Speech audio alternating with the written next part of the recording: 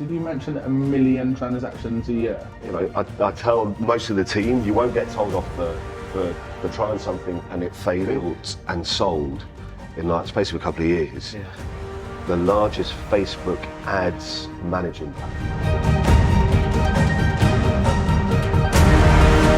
What do you spend on ads? What? Are we gentle with me, right? Things in place to make sure they convert. So we've got email automation, SMS, WhatsApp. You've got to be really careful in paid advertising. So Top of Google. Yeah. 7 figures a year. Yeah. Wow. So for removal companies that don't have the time, inclination or expertise to acquire their own home movers, that's where we come in. Hi guys, welcome to another episode of Movecast with your host. I'm Warren and this is Rob. And today we are joined by Simon Bath, who's travelled from London today, the CEO of Pin Local. So we're very honoured to have you on. Good to be here. Great to have you on, mate. Thank you. Yeah, thanks for making the journey. And the same as every podcast, we always pass it over to Rob to ask a leading question. Yeah, so this episode's business question is what's the most valuable lesson you've learned through your business career so far? That's a pretty big question, isn't it? Do you know what? It feels as though, and I'm probably stealing this from somebody else, but it feels as though the thing that I've probably learned, especially over the last 9 years since we've been kind of on this journey with Pin Local and iPlace, it feels like the most important lesson is just keep taking a step forward. Yeah. Keep taking a step forward because it's never as easy as you think it is in your head. When we're coming up with these, grand ideas of how we're going to change things.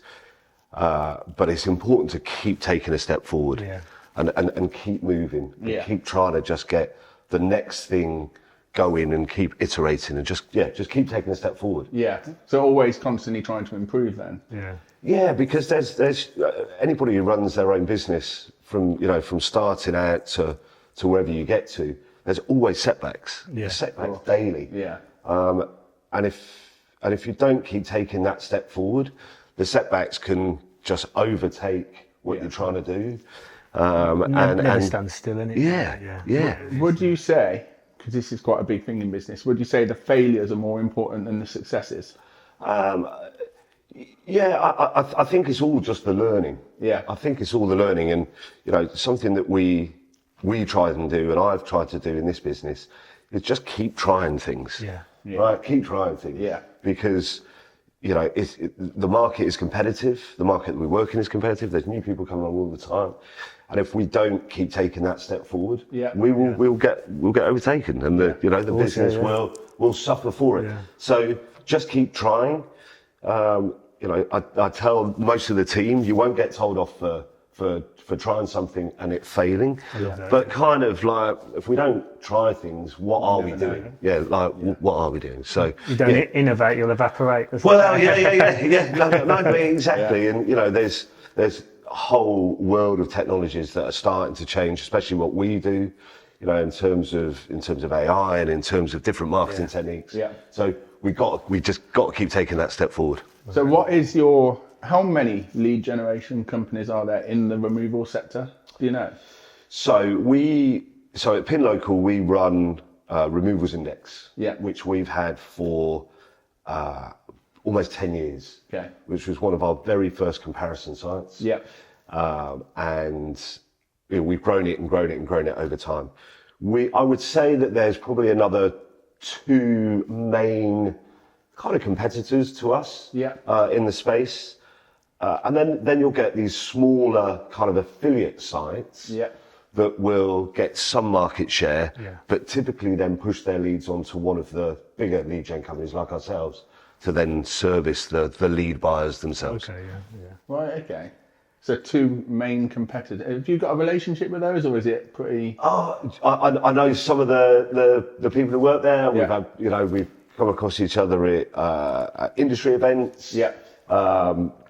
But again, the market's big enough for the three of us to operate in. Got to be really careful in paid advertising, because you need to make sure that you can be efficient, and you can be sensible, and a lazy technique might be just increasing bid price as an example, because you're trying to bully out, some other advertisers in that space, and then you're losing money on the traffic that you're acquiring. So the space is quite established. There's new entrants that will come in every now and again, but we kind of are all respectful of that in the advertising space. Yeah, it's good. So should we kick it back? Yeah, kick it back we to always we always want to kick it back to see how the entrepreneur grew up. What was his family life like, and then we'll get into the business stuff. Yeah, go for it. Yeah, all good. It's always good, because we feel that your personality, the person you've become today, would have started in your school life and how you were brought up, really. So did you excel in anything in school? What were you like in school? What was I like? So I've got two daughters. Yeah. One's 13 and one's 16. So the 16-year-old is right in the middle of her GCSEs. Okay. And she is the total opposite to me when I was at school. She is diligent, she'll go and do her work, do a revision. Whereas for GCSEs, for me, I kind of cruised through it, didn't really take them seriously, but ended up getting some decent grades. Which I think, going back to your point on learning, I think that was a big learning for me, because I thought it just all came a bit too easy. Yeah. Because then I went into A-levels and had an absolute shocker. Oh, did you? Yeah. And so what GCSEs did you come out of school with? I came out of school with 4 A's, 4 B's, and a couple of C's. Okay, yeah. And was that you? Oh, that's really good.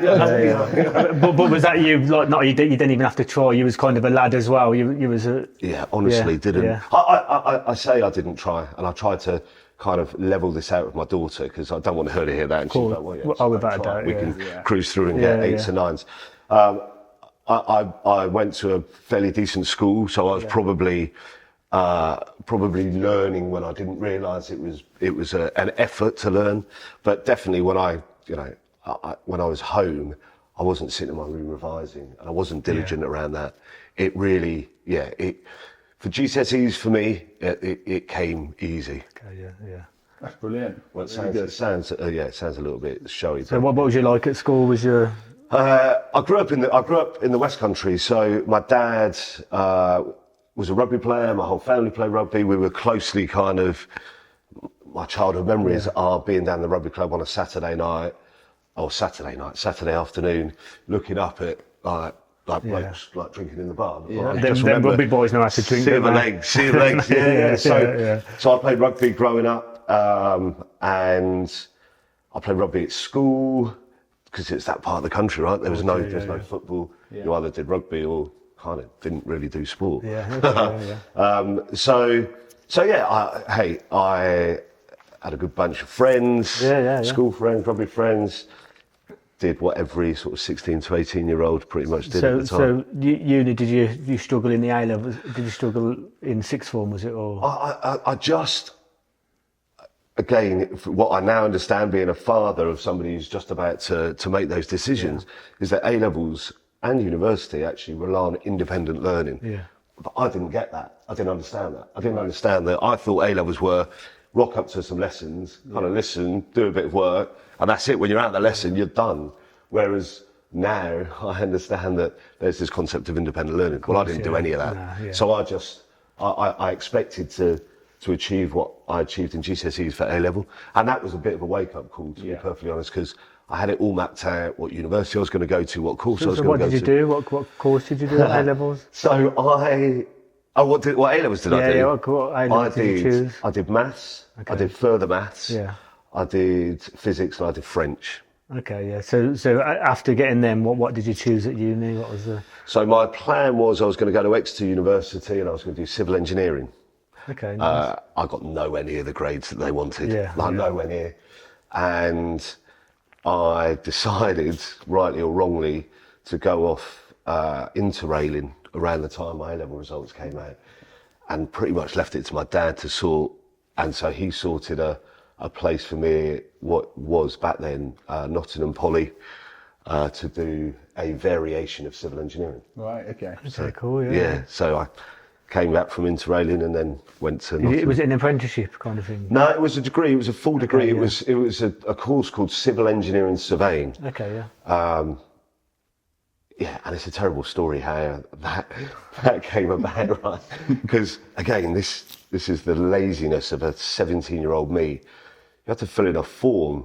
I can't remember what it's a UCAS form, right? UCAS, yeah, I know that. And Yeah. civil engineering. UCAS points. Yeah, civil engineering. I can remember, right? It was H200. Yeah. Right. So I was so convinced because I was obnoxious that I was going to get into X University, H200. I did a backup university, and by the time I got down to like the fifth choice, I thought for a laugh just put H201. Right? And H201 turned out to be the course that I did, which was civil engineering surveying. And my plan was like you've messed up here, but start so you don't lose your place. And then after a couple of weeks, just go and explain to them that you're on the wrong course. Yeah. Should be on H200. Oh. Well, I didn't. I did 4 years. I did 4 Mate, years on H201. Yeah. It's amazing isn't it, how little choices can guide your life, don't you think? I know. And again, It always amazes me that. one of my kids did that, I'd be like, what are you doing? What are you doing? Yeah, what are you doing? So that's how I got to do that course. So was it 4 years then? Was it big? I did, it was a sandwich course, so I did 2 years study, and then I did 1 year working, and then I did my final year. I think they're always the best because you get a bit of work experience in it's between. brilliant. Yeah, instead of just like uni, you do freshers. Yeah, you party and then you just carry on for the next 2 years. You know what I mean? It was brilliant. Bear in mind, I grew up in the West Country, so you know, a bit of a country boy. Yeah. Went to Nottingham, which was a bit of a culture shock. Nottingham-Trent, was it? Nottingham-Trent, yeah, which I loved. And then my sandwich year I did in central London. Okay, and I worked on the extension of the Jubilee line. Okay. So it was like one of the biggest Yeah. civil engineering projects in Europe at the time. But coming down to London, I had to get digs, you're on a building site then essentially, so you're meeting all different types of characters, you kind of got to hold your own. It was a really fantastic experience for me, and You've definitely soaked up like the accent and stuff like that. Oh well, yeah. I'm not happy about it. Have you lived in London ever since that then? So I finished at uni, and I came home back to sort of the West Country, and I'd applied in my last couple of weeks uni, and I applied for like 90 jobs, and I got an offer from a small survey practice in Bristol, just outside Bristol. So I came back, lived there for a bit, but I still had mates and still had a kind of a bit of a pang to get back to London. I think I did about 9 months in that job, and then again, much to the displeasure of my old man, I decided, you know what, let's give up surveying. I'm going to go and do telesales in London by Staples Corner. For a computer company, a computer manufacturer, and then I said I'll do it for a couple of years, get it out of my system, move back to the West Country, and I've never gone back. So what was that Bristol job like? Was that surveying? Was that your first? Because obviously you've got a bit of a surveying company now, haven't you? Well, no, is that your first look into it, or is it totally different? It's different. It was the land survey, so they would have projects for like road builds. Second Severn Crossing, they were doing some monitoring on that. So it was big kind of land survey as opposed to residential survey that we do now. Amazing. Yeah. So then you went to London and you was went to London. Flyer selling. Oh no, do you know what? This is going back, right? So people used to buy computers by reading the reviews in like magazines like PC Mag, PC, all of these. No, I can't even remember them. This is 1990. This is 1997, 98. And so I worked for one of these kind of packages, just basically answering the phone and selling PCs to people and that. And I got the buzz for sales then, because I'd never done sales before. So got the buzz for commissions. It's a good foundation in sales. It's a good foundation to learn sales. Yeah. And it was, there was a call board up on the wall and you were on handsets, just trying to make as many sales as you could. So low basic. Wolf of Wall Street, was it? It was as much as Staples Corner can be. Well, it was not all bits of Wolf of Wall Street, but it was It was low basic and high commission. So I wanted to earn money, I needed to earn money. So if you had the opportunity to do so. Yeah. So what was your best technique on in them days to sell a computer?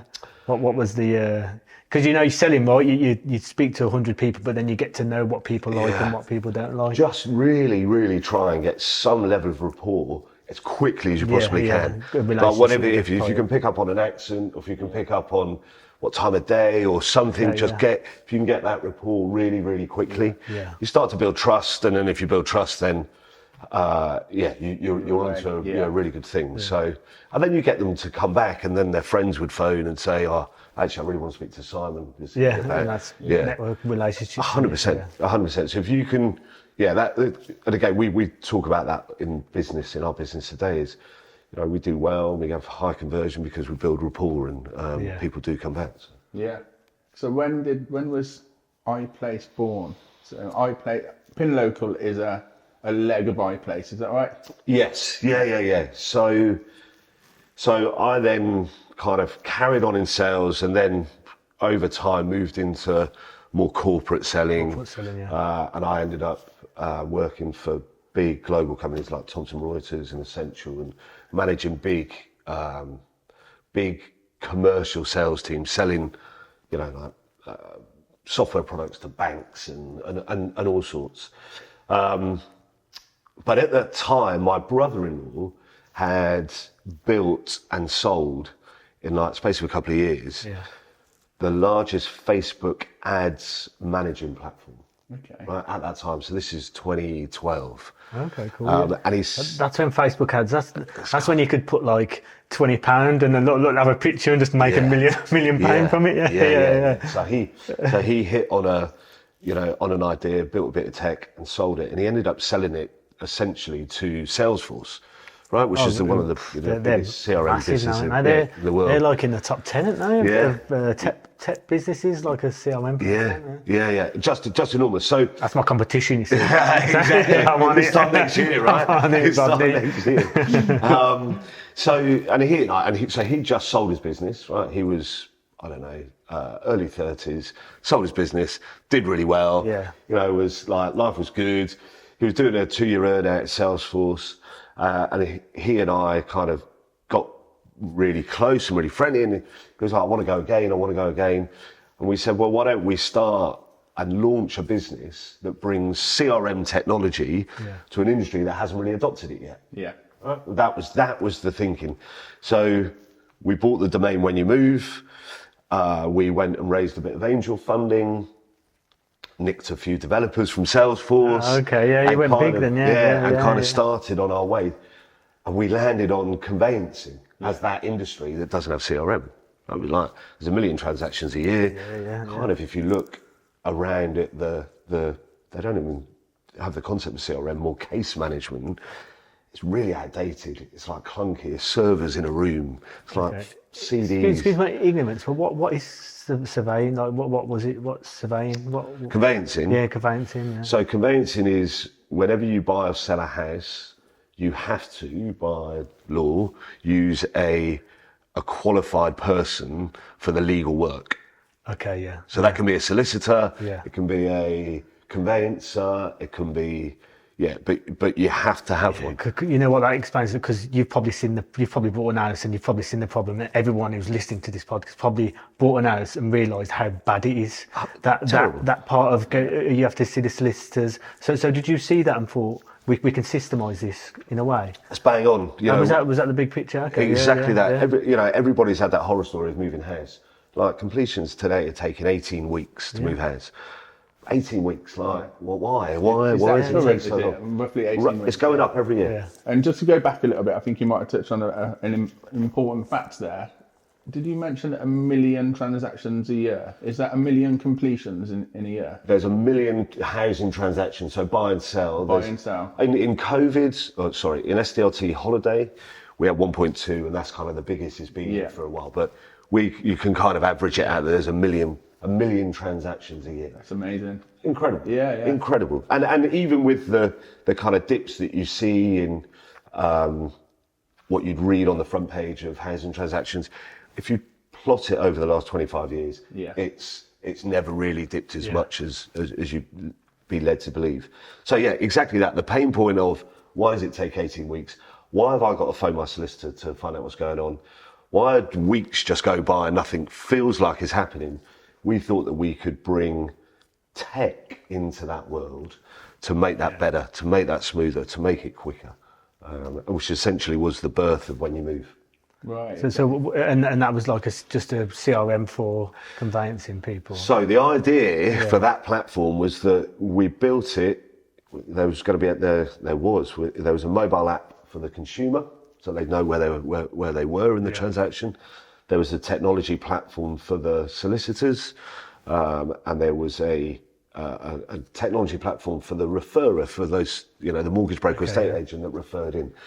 And we got the tech past MVP, we got the tech to live, and then again, another huge learning for us was that the industry didn't want the tech. So the conveyancers and the solicitors. What year was this, sorry?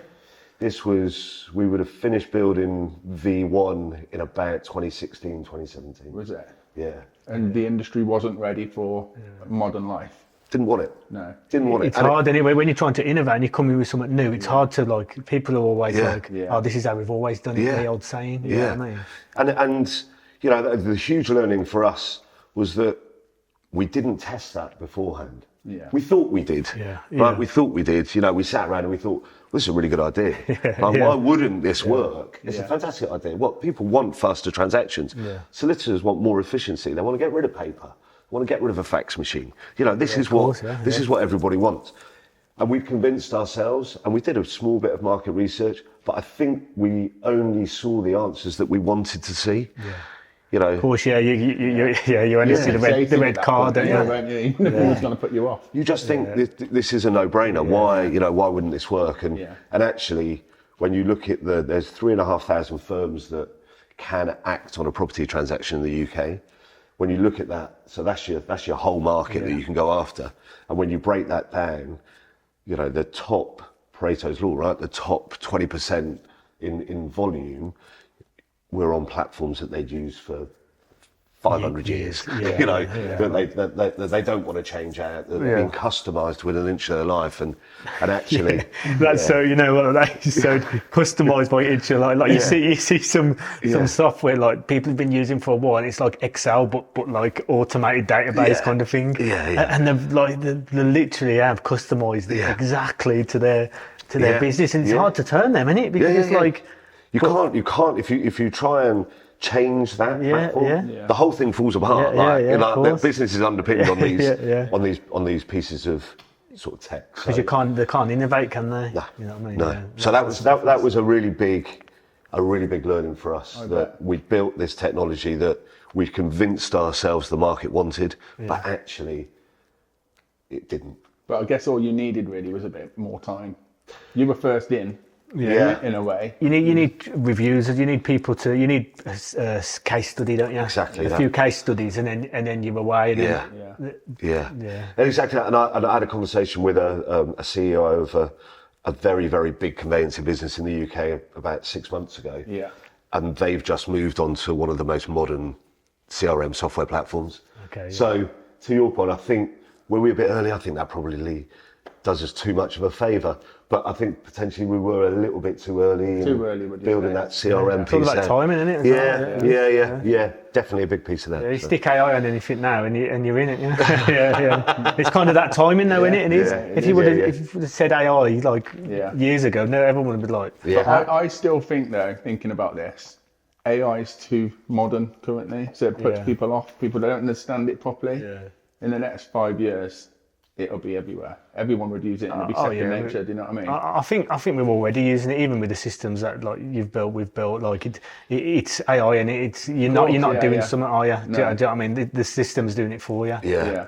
It's such a catch-all term as well, AI. And to your point, I think there's a bit of scaremongery around this kind of like deep fake, and everybody goes around it. But hey, we see it getting utilised more and more. I think customer service will be heavily dominated on AI as we move forwards.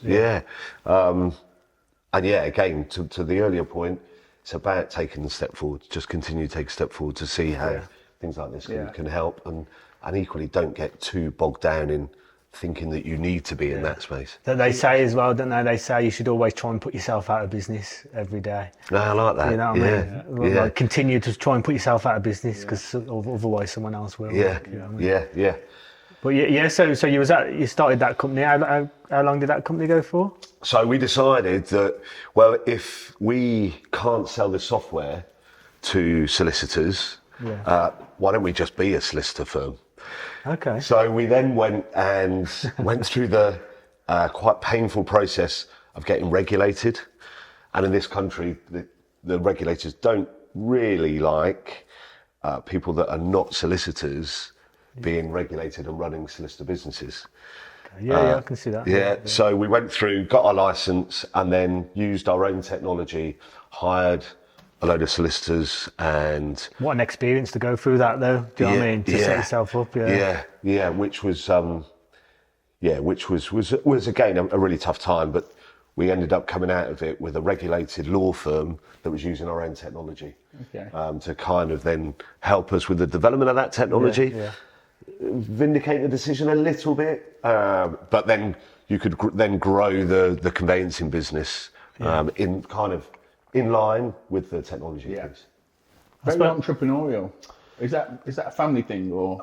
Do you know what? My brother-in-law, who'd done the Facebook business, was probably more entrepreneurial than me, and I kind of learnt it a little bit along the way, because I was in large corporate before.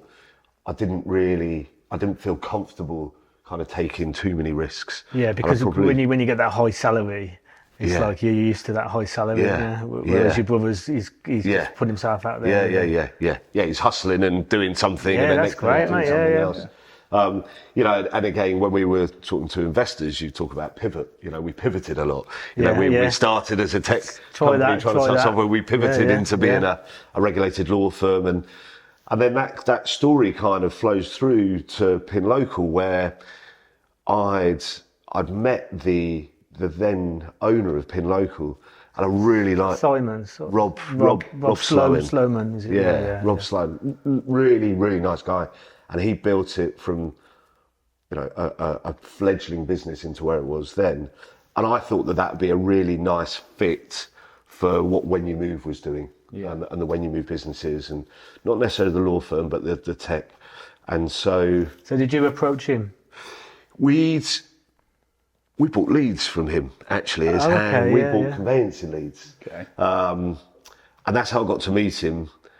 And the conversation just evolved over time. Was like, he was at the stage where he was looking to potentially sell the business. We were that startup, as every startup, as you guys will go through, where distribution was like the key thing. We thought we had great tech, we had good people, we had a really good idea. Just that last bit is distribution. And we felt that, the Pin Local business, together with When You Move, would give us the complete story. And that's what we did in 2019. And we sort of kind of rebranded the whole thing as iPlace. So go on, Ross. So many questions. I'm interested. This Rob guy. What took him to the removals industry? What was his background?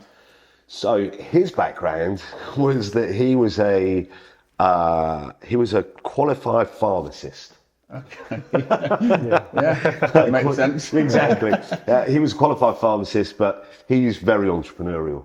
And so he'd, on one of these kind of like flippers, where you buy and sell. Flipping website, tech, like a website, tech businesses. Oh, tech business, He, on one of that, and it was back in 2014. Did he put it on one of them, did he? He saw the Pin Local tech on one of those. And I don't know, the guy who owned it back there was looking to sell, and Rob thought, well, this looks really interesting. Tell you what, he went into pharmacist recruitment, and it was like, he told me it was really, really hard. I'm going to take a punt on this. So he bought Pin Local. In 2014? 2014, I want to say. And removals was the first channel that it was doing at that point in time. Right, okay. Just happened to be removals. Okay, And then you bought Pin Local, you acquired Pin Local 5 years on? Yep. So he had 5 years, he'd had 5 years. So, when when you buy a business, so what are you looking for? Are you looking for how it's run, or what are you looking for when you buy a business? People was the people was one of the very first things. We wanted to make sure that you had good people in there that had been in there for a while, that knew what they were doing, because you're taking the owner, right, and you're taking the guy that's really driven that business forward for the last 5 years. You're kind of taking him out. He did a year earn out, and I'm going to lunch with him in a couple of weeks. Like, we still, still get on. That's good. He's a top guy. But we looked at people, and we looked at tech, to make sure that there was the foundations of the business that we thought were there. You can look at a spreadsheet all day long and look at historic financials and look at cost of sales and look at overheads, but you're taking a big gamble by just taking the keys off of somebody. Of course you are, for a business that was doing decent revenues and decent volumes and had really loyal customer base. We just wanted to make sure that the foundations were there. So there's a whole a due diligence process, of course, but fundamentally it was meeting the people that were there, and just understanding more about the tech. So when you took over, what was the size of the business? What was it? How many employees did it have? I think back then when we took it over, there was about 13. 13. Yeah, maybe 14 people in the business. And there was a 12-month. So when you first inquired, when Rob walked away, what was that timeline? Do you know what? That was probably about 8 or 9 months. Was it? Yeah, and slightly delayed, and the delay actually was on our part because we were lining up some funding to make the transaction happen. Yeah. And it's hard. We were talking earlier, and it's really hard when you're fundraising, because fundraising tends to take over your life. Yeah. And you're trying to balance running a business and trying to balance fundraising. So how do you fundraise? Because the only fundraiser I know is like GoFundMe or something. You know what I mean? No. Like you dealt with angel investors, right? And so you must know a thing or two on how to raise funds. I'll ask the dumb guy for the viewers. What is an angel investor? So an angel investor is somebody who personally invests their money at the very, very start of the business. Yeah, okay. So if you think back to when Pete sold his business, he'd made his investors a decent return. So they're like, Pete, the next time you go, let us know. Right, we're in. And so from some of his original investors came into When You Move. Actually, when we got to acquire iPlace, we needed some more institutional investors, so some kind of businesses that invest. So you typically would. We had quite a good network of investors that we were getting introduced. So you're going along, you're pitching your business, you're pitching your 5-year forecast, you're getting the investors comfortable with what the ask is in terms of the investment that they're looking to make, and you've got to show a track record of performance so that you can get them comfortable in terms of investing. So it's a bit Dragon's Den. No, it is. That's what it is, isn't it? That's all. And were you the one doing the presentations? Yeah, me and Pete was involved a bit of that time, but fundamentally it was me. Did you choke on any of them? Nah, man, he's been that's where you choke. That's where your computer sales comes in, doesn't it? You know what I mean? Get that report that's straight the foundation. away. It is, man. Do you know you have to self-coach, because you get nervous for everyone. And that's repetition is a good point. I over-prepare everything that I do when I'm in those situations that I know are going to make me uncomfortable. I just want to over-prepare. And I don't want to get caught out. The last thing you want in those is to be caught out on a number or something that you're presenting, and you just don't want to make stuff up. Did you go in there with the attitude is when if you don't, you'll be missing out. If you don't invest in me, you'll be missing out. Is that kind of without an arrogance? Is that kind of how you want to portray yourself in there? I think a little bit like when we were just talking about When You Move. I think when you can talk so passionately about it and you believe it, I think that comes across. As honest and as actually, you're not trying to do too hard a sell, because if they didn't believe that I believed in the proposition, kind of we're not even off to the races. So I think it was just being honest in those and showing a passion for what it was that you were asking them to invest in, which you typically get from founders, right? Same as you guys. Of course, The way you talk about it. That's what transparency is a big one for us, because we love to like our customers come along the journey with us. Yeah, You know what yeah. I mean? It's like Jim. I think Ben Francis made it kind of big, didn't he? Jim Shark. Yeah. He tells the figures and he tells everything, and I think that's so good. Yeah. You know what I mean? Because this day and age with social media, you can be like a face of your business, and that's why like you've come on today, because Pin Local, I couldn't even tell you who works for him or what on social media, and you've come on, and fair play. No, I like talking about it because I enjoy what I do. Yeah. So, again, meeting guys like yourselves as well who are on that same journey, it's exciting. Right? It is, yeah. And it's like we were talking about earlier. It's good for the UK that we've got people that are willing to put themselves out to try and bring things that are going to make a difference. So. Yeah, without a doubt. I mean, so before you come on, we asked a few of our removal companies a few questions about Pin Local. A few of the users, iMove users. A few of the iMove users. Yeah. Have you got any questions? Well, I know some of them. Be gentle with me, right? Be gentle with me. One of the questions was, how do you dominate Google rankings? I think it's quite an obvious answer, but we can dive into that a little bit more. So how are you at the top? Yeah. When somebody's looking to move house? Do you know, it's a really good question, and we get that question from investors. They're like, well, wait, Mo, why don't I just go and start my own comparison site and I'll take all of your traffic and your volume? Yeah. Well, Google relies heavily on like equity, right? So how long have you been advertising on Google? How do your accounts, how have they operated in terms of the volume you've taken? Yeah. How do your pages perform? So page speeds are like really important one. Are your sites up to date? Do they provide, decent content? Are they informative?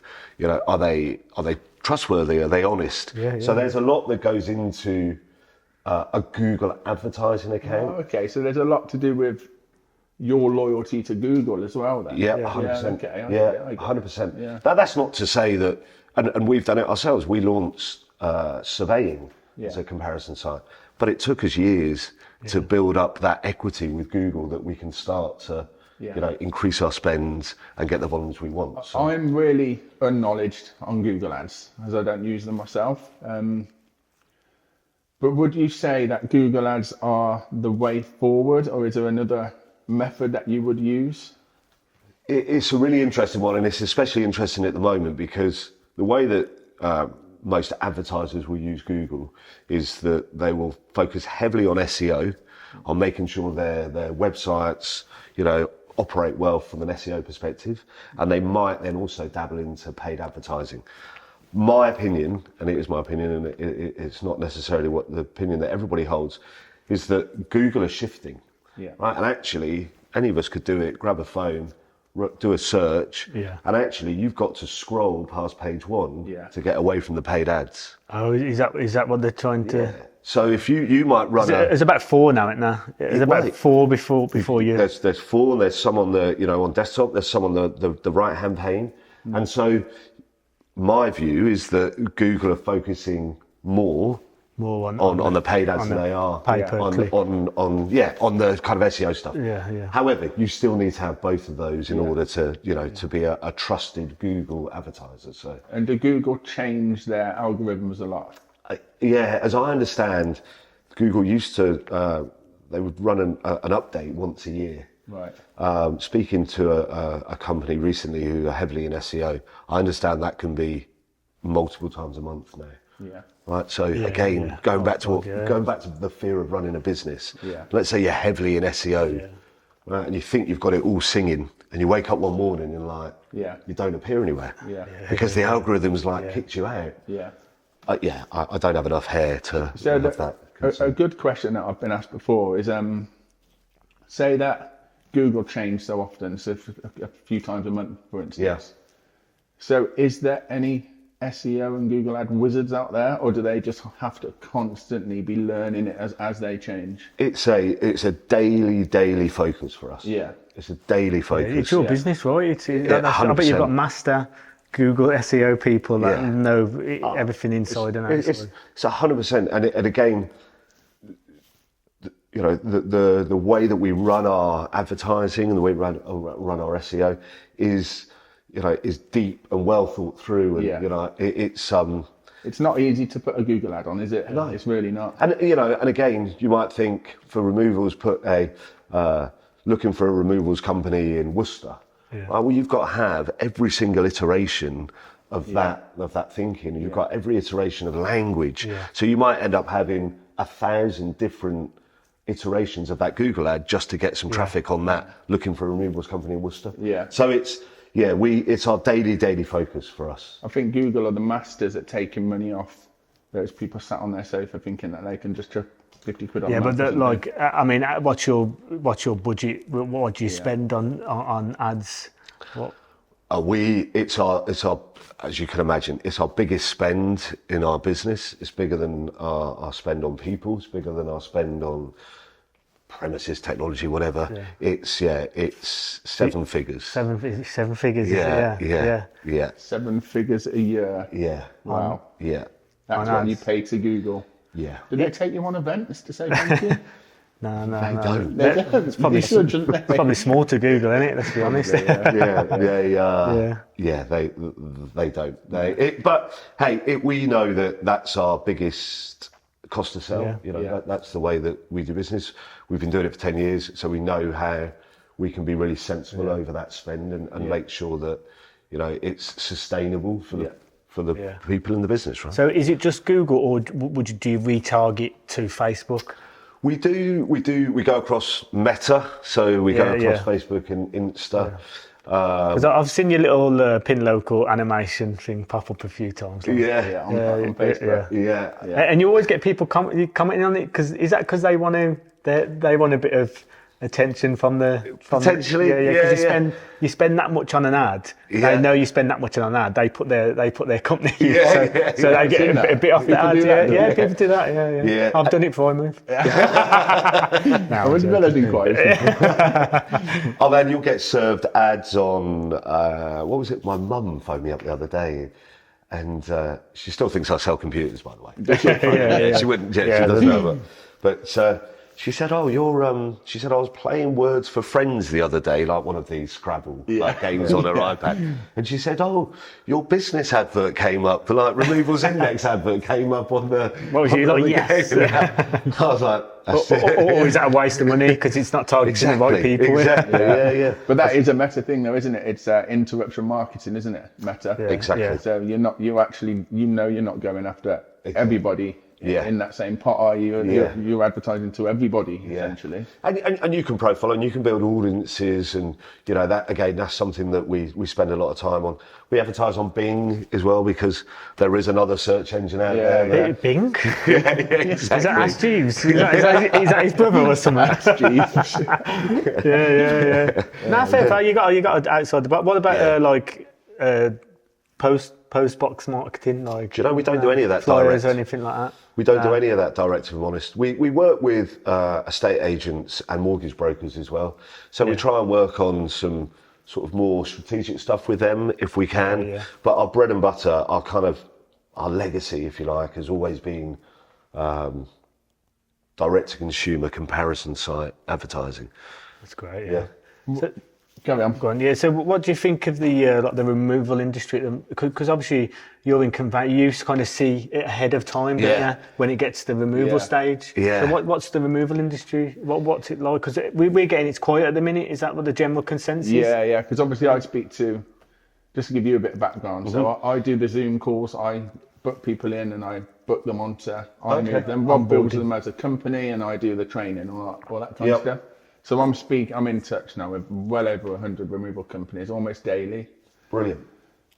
50% of them are quiet. Yeah. The other 50% are too busy. But if you've got the ability to see ahead, that's probably what they'd like to hear. So, and I talk about this a lot because we need it to be able to forecast in our business as well.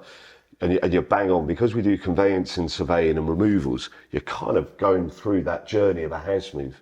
So we've seen it since pretty much the second week of Jan, volumes increase on conveyancing quite significantly. I'll go as far to say that we're seeing volumes back at September 21. So just before Liz Truss pretended to be a prime minister for 5 minutes. That for us was when kind of the volumes just fell off a cliff, but conveyancing now is back up there. Okay. So I'm expecting, if you then, in my very simple brain, if you think, well, it's going to take anywhere between 8 to 18 weeks for that to turn into an actual house move, I'm expecting the removals channel to be kind of really busy coming into early summer and then into summer. Do you have the ability to see what areas? Do you kind of know the conveyancing where it's busier? It's difficult for conveyancing because it's something that happened in lockdown actually, and it's something that really is not the same in removals, but conveyancing, you can now be based in Lincoln and do a conveyancing transaction in Torquay. Okay. Whereas before everybody really liked their own local conveyancing, but now you don't have to be. You can do it all sat at your desk and, you know, ID checks and everything. So we don't really see that much in terms of where is that volume, because, you know, we'll have lead buyers that are based all over the country buying volume for transactions anywhere in the country. Yeah. So what would you say? Would you say it's going to get busier, or would you say it's? I think that for removals in particular, I think that end of June, early July is when we'll see that really nice volume that's been coming through from conveyancing and hitting into removals. But conveyancing itself is still holding really strong. Yeah. And everybody else that I talk about in the market is good. Home moving is the market is good. What pattern do you have with the conveyancing? What month would you see it slow down? Then we can forecast, say, between 8 and 18 weeks. We could probably look to reduce our prices, because that's the big thing for us. It's difficult to know when we're busy and when we're quiet. Because we can actually dictate our prices based on that. It's such a challenge. Like we put in annual forecasts, and it's such a challenge because you think that there is a curve in the year where you go, well, we know summer's really busy because everybody likes to move house in summer, but we know that obviously November and December kind of fall off a cliff. For conveyancing? Well, kind of for home moving. Yeah. Right? Yeah. But we've had such a skewed couple of years, like the craziness of 2020 and 2021, and then 22 was started to get a bit rubbish. Then 23 was really quite bad for the home moving industry. So we struggle to try and get a normal. Yeah. But what I would say, definitely for kind of our business in totality, is that the summer's really busy, goes in September, October starts to fall off, and then November, December are really, really quiet. For removals, I don't know other removal companies, but for us, December's our busiest month. Is it really? Always has been. Is it? Yeah. But it's never on paper because we've only got 20 days to play with. Yeah. So we lose 10 days. Yeah. But we've almost got a whole month's worth of work to fit into 20 days, which completely that's probably why it feels the busiest, because everyone wants to get stuff done before Christmas. That's what it'd be. It's mental, honestly. It's crazy for us. They reckon that the Rightmove's busiest day on activity on their website is Boxing Day. Yeah. Oh, okay. Right? They reckon that everybody's either so fed up of the house that they live in, or they're fed up with their partner. You know, that was COVID, right? That was the same as COVID. Everyone just wanted to move out after COVID, didn't it? I had one person that was booked in, built a relationship with them, quoted them, etc. And then a couple of months into COVID, they gave me a call. They said, because we spent so much time in this house now, we fell back in love with it. So I'm took the house off the market. Everything's done. They've fixed everything. Yeah, that's what happened, didn't it, during COVID? Would you say we've levelled out yet? I think definitely since the start of this year, it feels as though we've that kind of COVID bubble for the UK housing market kind of went away. Then we had that kind of horrendous time with inflation and kind of mortgage interest rates. It feels as though we've kind of got through that and the choppy waters are behind us. But again, I've been burnt so many times by trying to forecast and just looking like a chump at the end of it. So it definitely for our business and for our clients that we talk to, it feels as though that's behind us. Yeah. I suppose it goes with the keep moving thing, doesn't it? You just got to keep moving. Yeah, exactly. Something that I've done, I've been running Warren's removals for 10 years now. And I reckon probably 4 or 5 years ago, I switched off on the news.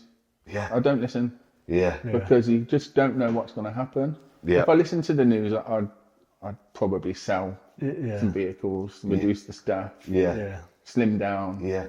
But because I don't listen to it, I don't know. And we've been busy, so That's just the way it works. Back to that, keep taking a step forward, right? Yeah, of course. Again, you get bogged down in the news, and they'll tell you that there's another housing market crash and interest rates going back up. Yeah. But from being on the floor, you can see that you're busy.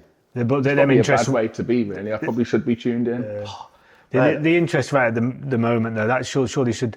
I suppose, like, people don't want to move house now because of the interest rate. Well, don't want to move to a bigger property, or you might be getting people downsizing, so you might get a bit more. Yeah. So it does affect the market, doesn't it? Of course, it does. Yeah. It does, and I think with interest rates at the moment, I think we'll go into a period where they will stay this type of level. I think people will have to be able to factor that into financing. I'm a removal company. Why should I pin local? Again, we were talking about this a little bit earlier, but for us, we like to be able to help our buying companies, so removal companies, to be their marketing arm. Yeah.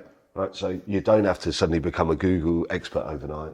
You don't have to spend time on SEO on your website. Yeah. You can rely on getting genuine home movers. Yeah. And it's probably important to call that point out as well, because with lead gen's almost a dirty word. It is. When I was pitching for investment, I never said lead gen. I always said customer discovery, right? Because then everybody's like, "Oh, it's not lead gen; it's customer discovery." But hey, it gets a bad rap, and it gets a bad rap because of the expectation around what it is that you're acquiring. So we have comparison sites for removals. Unless somebody tells me differently, I can't imagine that people are that bored that they're not moving house, but they think, do you know what? I'm going to go onto a comparison site for removals. I'm going to put all my details in, and I'm going to click the button that says a load of people are going to call me just because I'm bored and got nothing to do. They have to be I genuinely believe they are in the home moving process. Yeah. Are they going to be moving next week? I can't guarantee that. Yeah. We have an option on our form to show urgency, so we can get a gauge of that. Yeah. But they have to be in the home moving process. Yeah. So therefore, we are discovering genuine home movers. Okay. Yeah. So for removal companies that don't have the time, inclination, or expertise to acquire their own home movers, that's where we come in. Yeah, interesting, because there is a bit of a thing that lead gens can pump out fake leads. So the fake leads would be the people that are just trolling the internet and filling stuff out, and they're not actually moving. Is that right?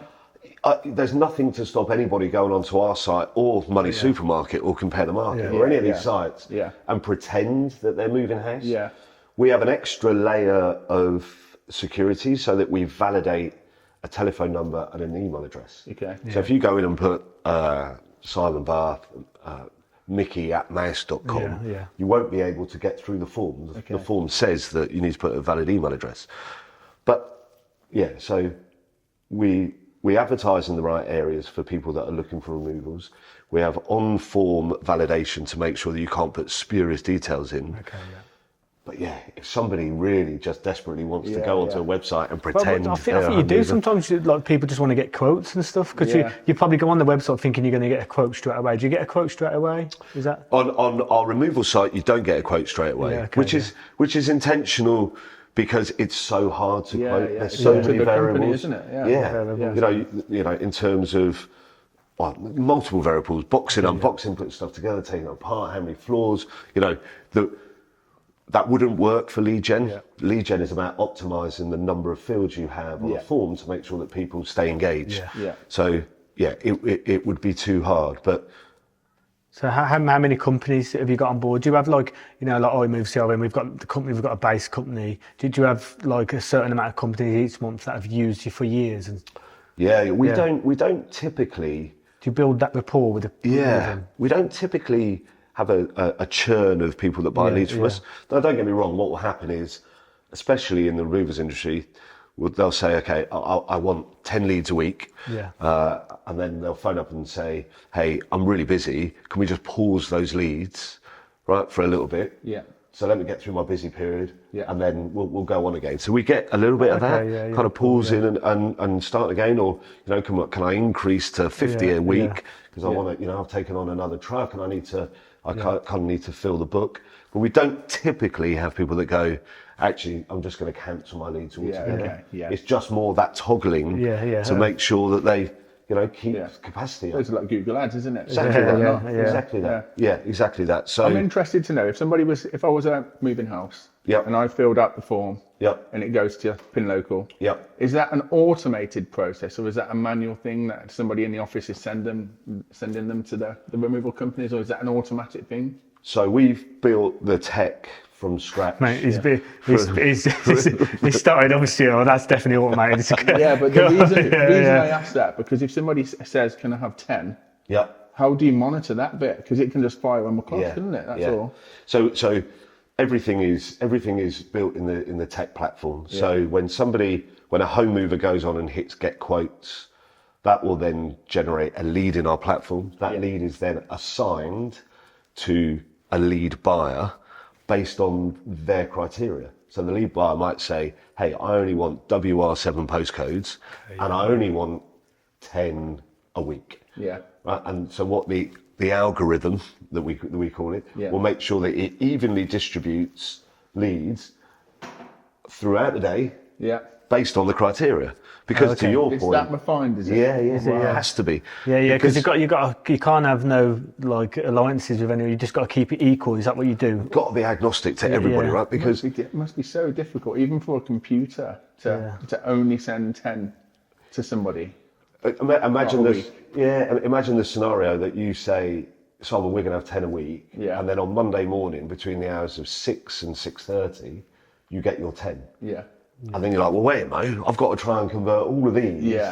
Like I've got to drop everything. You pretty much say to me, Simon, I tell you what, give me, and we can't do it quite to this level, but evenly distribute those across the week. Give me a chance to convert. So one every 12 hours or something. And don't get me wrong, we can't get that refined because, again, think about the customer journey. A customer might, I don't know, they might go on at 5 o'clock on a Sunday morning, when the kids are driving them mad and they decide, right, that's it, we need to get a removals quote and put that in. And the expectation from them is that they don't want to have to wait until Wednesday to get a call back, because the brand that they see is Removals Index at that point. So we have to make sure that we have a good proposition so that we can attract and retain our own clients. So do you convert the leads? Did you ever convert the leads, or do you just leave that up to the removal companies? In the removals channel, we leave it totally up to removals. In conveyancing, we do a bit of conversion as well ourselves. But for removals, no, we leave it to the removal companies. Have you ever thought about that, or does it not work? It'd be too difficult, wouldn't it? I just think it's so, there's too many variables for me in that. It's what you do every single day to take on a job, and there's not just I don't imagine there's just a price sheet where you go, well, it's one of those, there you go, that's the price. You need to talk through it and understand the needs, the individual needs in that move. So we've not considered that as yet, because again, it's not something we do, so we're not very good at it. So it's sticking to what you do, what you're good at. I mean, you don't want to branch too far out, do you? Because you don't become an expert at it. It could get messy as well at that point. Because we have a lot of things like, well, why don't you do this? Why don't you do this and add this onto it? But we just want to be masters at like customer management and management CRMs and just making sure that business. I mean, we didn't even really know about lead gens when we started our CRM. We actually added them in due to demand, because everyone was using them. Like, why don't you got this? And then and when we installed like Pinlocal, etc., then people were coming on board. And now what our goal is to, when your leads come through, is to put things in place to make sure they convert.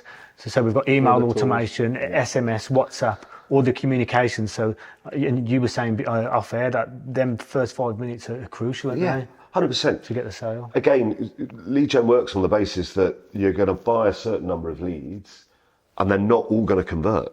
They're not all going to convert. And actually, you've got to look at what your cost per acquisition is. So if you're buying 10 leads at £8 a lead, that's £80 you've spent. If you get one client out of that, you've had a 10% conversion rate, and it's cost you £80 to win that client. Right? That's the crucial thing with lead gen, is having, first of all, a repeatable process to help you convert, but then also to monitor, like, what is the conversion rate? So what am I paying?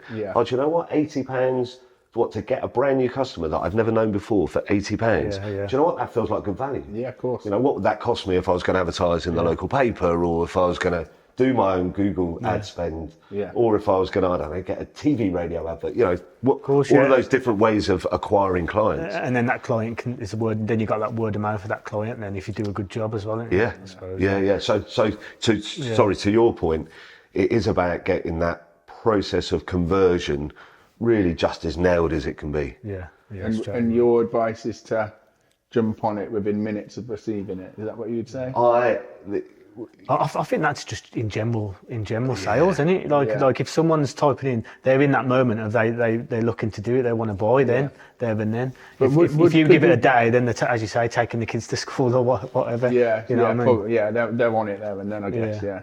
But I suppose for me personally, I don't think I'd want to be one of 5 companies battling that phone. Do you know what I mean? So is there a sweet spot? Is it 10 minutes, for instance? Is it half an hour? We with one of our clients, we did a bit of a study around that. Yeah. And they were under the impression that 4 hours was the sweet spot. Is it? And I kind of challenged that. Oh, okay. And actually the conversion rate increased as you go backwards from 4 hours to like 1 minute. Really? Now, to your point, I think that if some people would get a bit narked if, you know, they literally get quotes and next thing the phone's ringing. Yeah. And I think you've just got to test that. Yeah. But as a general rule of thumb, the leads go colder the moment they've been generated. Right? They're as hot as they are the moment that they've been generated, and after a day they're a bit colder, 2 days a bit colder. Yeah. But it's about not only relying on that first call conversion. Yeah. It's about what's the process if they don't pick up. Yeah. What's the process if you've got to leave a voicemail?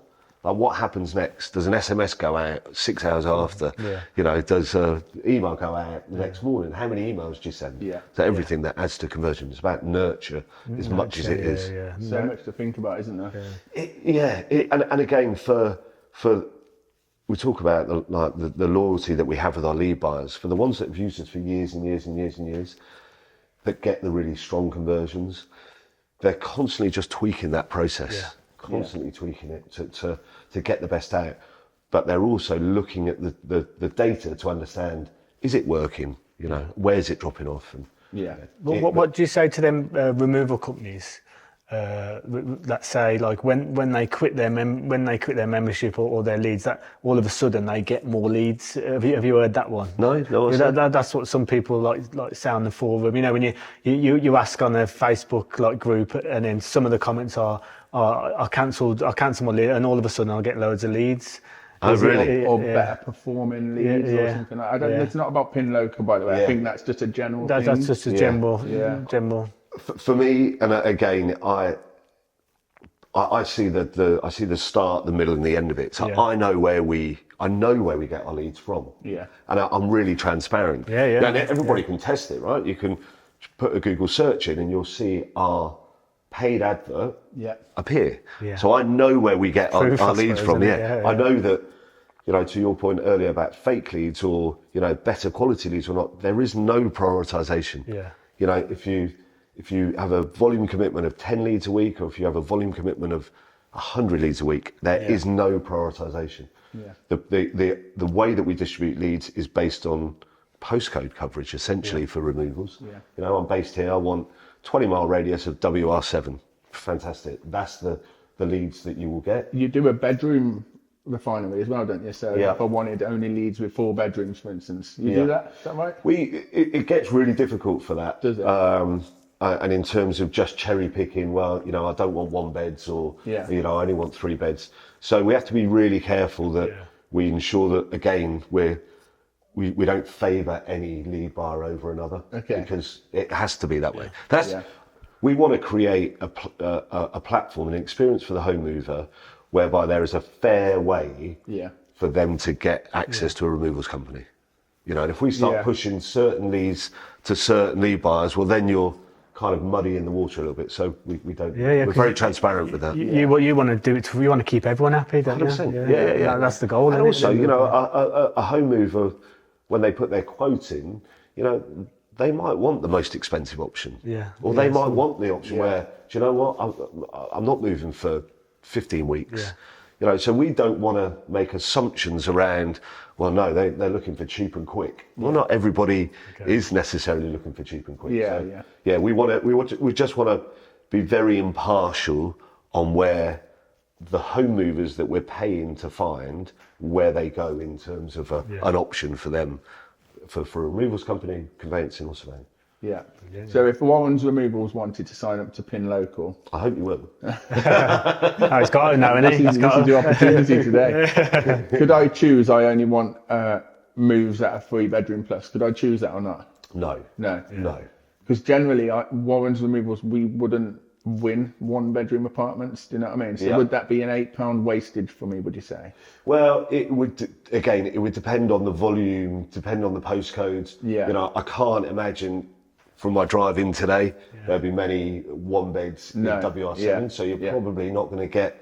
Well, not probably. You're definitely not going to get those clients coming to you. Yeah. Whereas if you're in central London, there's a high chance you will get 1-beds. What's most interesting about, because there's lots of people in London using iMove, also using Pin Local.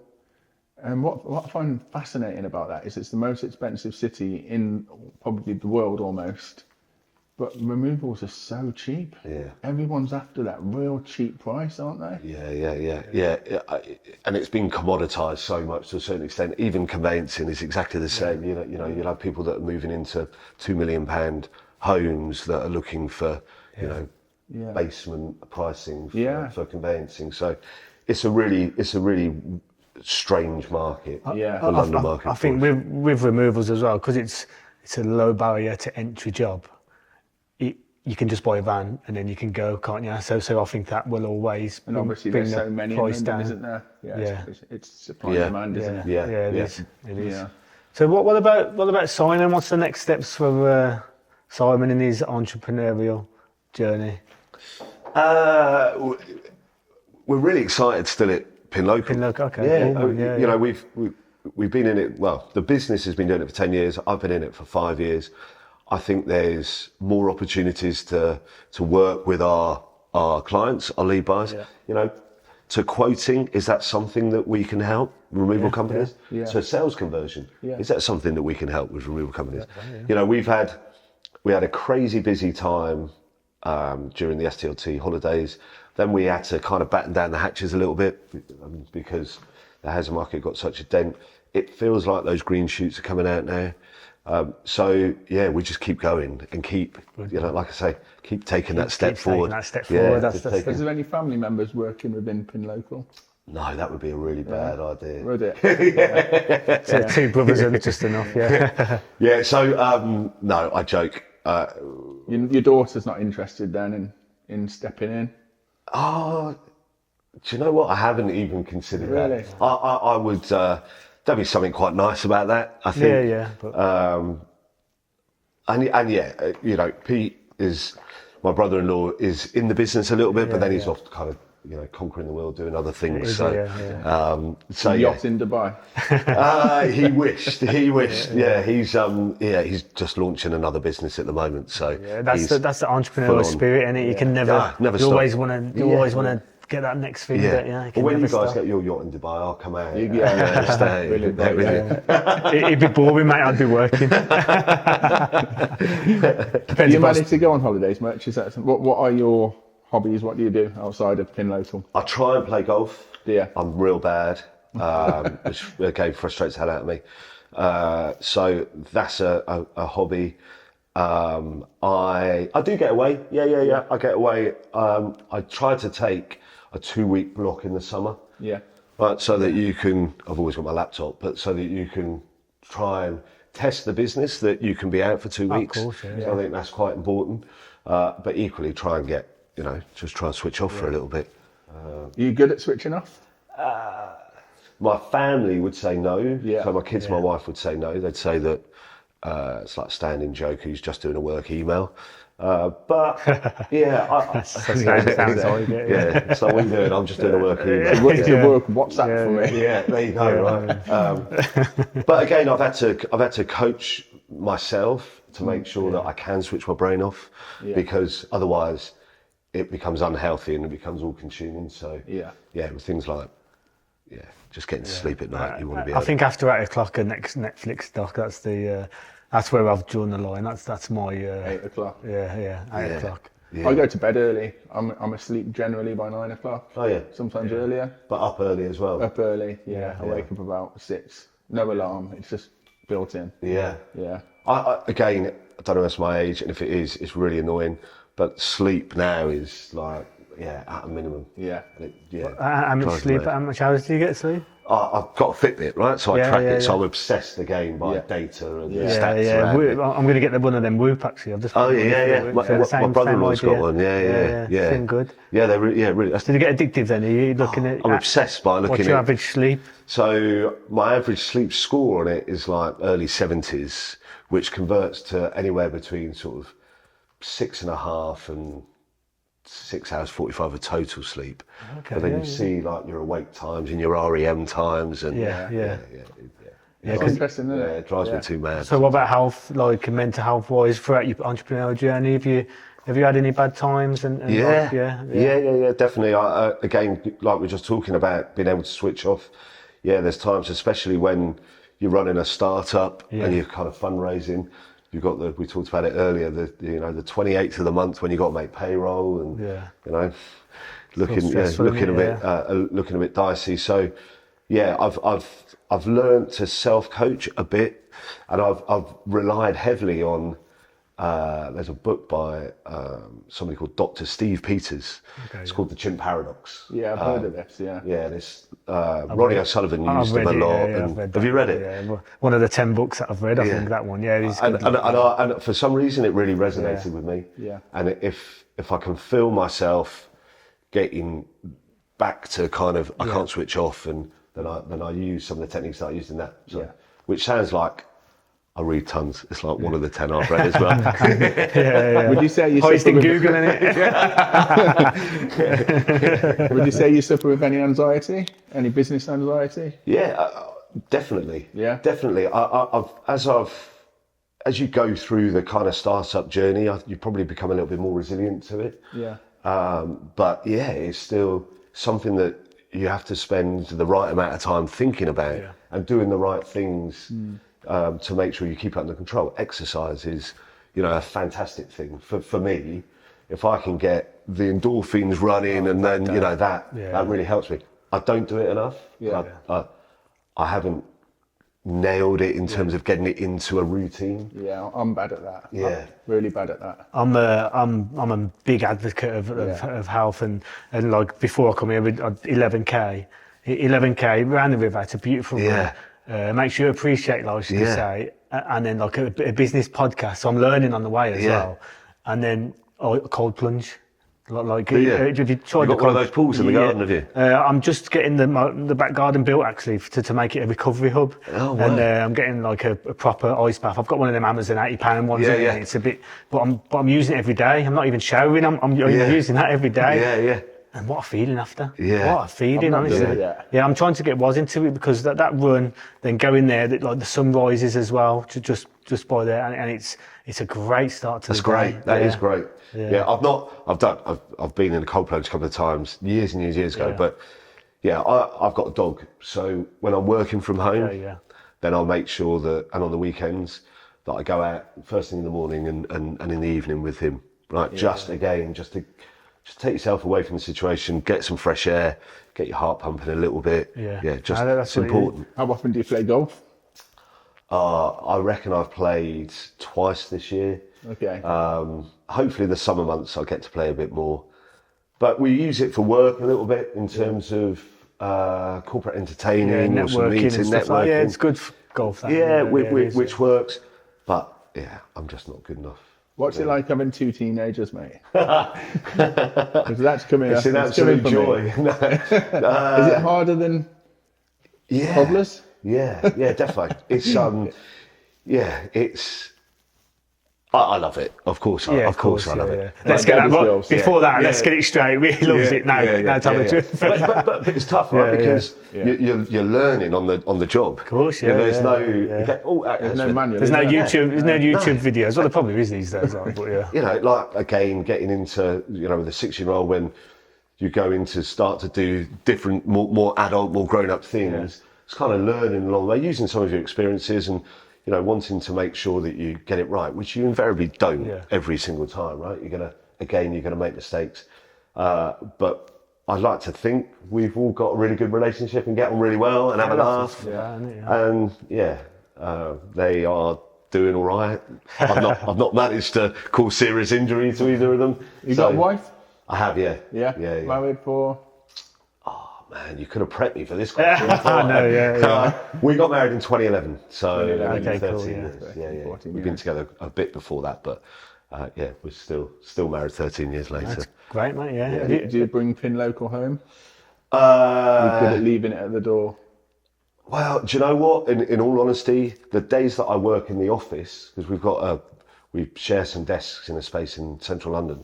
The days that I work in there, I typically don't bring work home because you've got that cut off where you walk out the office, you get onto the tube, you get onto the train, you walk in the front door. Whereas when I work from home, I've got I converted a bedroom into an office. You kind of might come down at like 7 o'clock. And like before you know it, like everybody else has eaten and you haven't eaten, and then you know there's a limited amount of time before everybody's into like a bedtime routine. So I actually think that I don't bring it home metaphorically or switch off better when I go into an office. Like today it'll be a great example. I'll do some work calls on the way home in the car, and then by the time I get home it's going to be 6:30. And I probably won't open my laptop then. And it'll be a non-work related evening. Whilst we're talking about this, I just want to show my appreciation. Like you've literally took the whole day out for us today. You've got such a busy life. So thank you. No, honestly, chaps, I feel like you're living a bit of the journey that I lived. Hopefully you're more successful than me in that bit. And I enjoy doing these things. I appreciate it. Have you got one last question from the last one? I need to get my phone out though. The last guest asked you a question for the next guest. Ah, okay. Yeah. A bit of a don't steal life, but okay. So if you could go back in time and do something differently within your business, what would it be? I'll tell you what it would be. It would be back to when you move, when we had. And I still fundamentally believe it's a really good idea. And we validated it in our own minds and we raised money off the back of it. You know, we raised investor money, but we didn't spend enough time seeing whether the market wanted it. You know, it would have been, looking back on it now, it might have taken us 3 months, but it would have been relatively straightforward to go and visit the CEOs of 10, 20 businesses that we thought were going to become our clients, and actually sit in front of them and listen to them and hear them say, it's brilliant, chaps, but we're not going to buy it. You know, and then I'm not saying that we were then just, you know, screwed up when you move and stop, but we would have thought more about what it was. I genuinely don't think it was arrogance. I think it was probably over excitement. Cool, exuberance, and we thought we'd landed on a really good idea, and we thought everybody's gonna buy it, and actually they didn't. So I think for me, if I could go back and change that, I really would have just done some more research on what it was. Market research before, And it doesn't have to be like, you know, complex and primary stuff. Just go and have more conversations with people that you think are gonna be your clients, and they'll tell you the truth. But we're experiencing a tiny bit of that, aren't we, with iMove? Because we think, and you know, it helps your business, it runs your business, everything's so more efficient, it's perfect. But everyone's we're all creatures of habit, aren't we? 100%. So whether you're using pen and paper, which is long-winded, obviously, you're still in that habit. Breaking a habit's quite hard. It really is. But we found that hard at the start, but then once you get more clients on board and then they tell their friend, that's when it's proof, as you say, I think the more case studies you get, the more subscribers you'll get. It sounds cheesy, but we're not creating customers, we're creating fans. And our fans will shout about us. And then that's what spreads, isn't it? There's nothing better than third-party validation. If you can get that, you know, you'll tell me how good iMove is, and But if one of your Exactly. clients that's paying Yeah, for it yeah. says, you know what, actually, it's really good, it's helped us do X, Y, and Z, Without a I'm doubt. going to listen to that person, probably exactly. more than I'm going to listen to the owners or the Yeah, founders. of course, So that's huge. But what a great journey you've had so far. Thank you. And Thank you, what mate. a top guy you are as well, just by speaking Yeah. to you for the last Thanks. hour. And I really appreciate you No worries. coming on it's the good. podcast. I'll be keeping a close eye on iMove, right? Yeah. So where can people find Pin Local? Is it just the So top of Google? Take it. So pinlocal.com. Yeah. We've got a really great team of account managers, Kirsty, Holly, Liam. Yeah, they are fantastic. To be fair with that. Yeah, shout out to Holly, actually. I've dealt with Holly a few times. Yeah. Trying to get me back on the books. Yeah. She's so pleasant. She's so pleasant. And she won't give up, right? She'll keep But phoning she's just to check She's so in, nice with it. which is really good to hear. Yeah. And going back to the point where we, understanding the people that we have in the business is really important to us. So, it's been but we're doing something with you guys as well, right? Where there's an introductory offer. It's an introductory offer. I can't remember what we put on the leaflet. I think it's like 2 months free or something, and a free something like that. £500 Kirsty, onboarding call. Yeah. Your colleague got in touch with us. We're very, very honoured about that. Asking if we wanted to get put on the new brochure. So you put together a new brochure for the removal companies, haven't you? We have. We've called it the Removals Handbook. Yeah. And I think it's fantastic. You're going to expect me to say that. But it talks about lead gen. Yeah. And then it talks about just some really cool hints and tips for our lead buyers. Yeah. And as part of that, obviously, you guys are We're on it, yeah. in terms of... Yeah, it's great. Yeah, it's great because no one cared at the start. You know what I mean? No one. You know what it's like. We asked people and maybe get in touch, and no one even cared about it. Yeah. It was a nightmare trying to get in touch with Dr. Lee. But now people come to you, which is nice. Yeah. You know what I mean? Yeah. We're starting to get validified now, aren't we? Yeah. Which is great. Yeah. Which is great. Which is the hardest part, right? Yeah. And having you, the main man, sat with us. Look at this. Yeah, I know. Yeah, it's inspiration, mate. So thanks for coming on. No, I loved it. I've loved cheers, it. mate. Really good to see you again. Thanks for that. Yeah, take care. Really appreciate it. Cheers. Thanks, boys. Legend.